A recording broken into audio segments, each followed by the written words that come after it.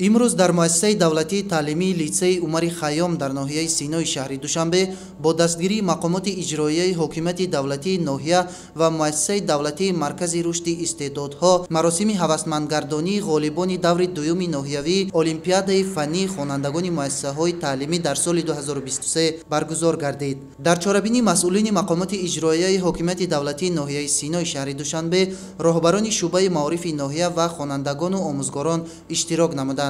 علم و معارف در سمت رشد دادن کشور و با کادرهای بلند اختصاص تامین نمودن کارخانه‌ها سهم نظررس می‌گذارد، زیرا توجه به علم و معارف و مورد دستگیری قرار گرفتن نمایندگان این ساحه برای پیشرفت مملکت حصه‌گذار میباشد.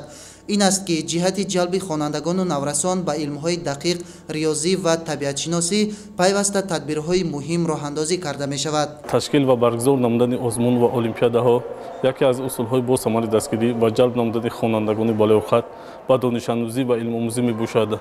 در این جهت مؤسسه دولتی مرکز دریافت و رشد استعدادهای ناحیه سینا واسطه‌های معاصر و رشد استعدادها را به راه مانده است. مراسم مذکور با مقصد هوسمند نمودن خوانندگان بالای‌خط به حساب می‌رود. باید قید نمود که المپیاد مذکور از سنه 1 تا 5 نوامبر سال 2023 از 13 فن تعلیمی برگزار گردید. همچنین از جانب راهبریت شهر دوشنبه مرکزهای رشد استعدادها تأسیس داده شده با لوازمات تعلیمی مجهز گردانیده شدند.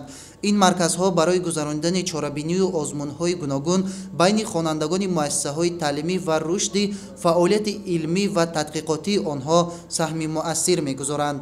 ضمن برگزاری مراسم جایزه سپاری قید گردید که چنین چاره‌بینی‌ها برای انکشاف ذهنی، ملکه و مهارت خوانندگان و جهت تقویت بخشیدن علم آموزی در بین نورسان و جوانان همه‌ساله گذرانیده می‌شوند. از المپیاد اسپلینگ بی جای یکم را اشغال نمودم. اسپلینگ بی این یک نمود المپیاد نو می باشد که با زبان انگلیسی گذرانیده می شود. من در آزمون المپیاد دور دوم شахмат جای اول را اشغال کردم. شахмат ذهن انسان را قوی می گرداند و برای فکر او کمک می رساند. محض به خاطر رشد دادن علم آموزی و انکشاف دانش و عقل و ذکاوت نسل نو است و به خاطر باز هم بهتر به راه ماندن آموزش علم‌های طبیعت شناسی دقیق و ریاضی در جمهوری تاجیکستان سالهای 2020-2040 20 ساله آموزش و رشد فن‌های طبیعت شناسی دقیق و ریاضی در ساحه علم و معارف اعلام گردیده است و همه ساله المپیادهای فن‌های دقیق و ریاضی را در همه زینه‌های تحصیلات برگزار نموده غالبان آزمون‌ها از جانب وزارت و اداره ها، مقامات اجرایی حکومت دولتی ولایت ها و شهر و ناحیه ها از لحاظ مادی و معنوی قدردانی و هوسمند گردانیده می شوند. تشکیل و برگزاری المپیادهای فنی و هوسمند گردانی آنها یکی از اصول های با ثمر دستگیری و جلب خوانندگان بالای‌قد به دانش اندوزی و علم آموزی می باشد.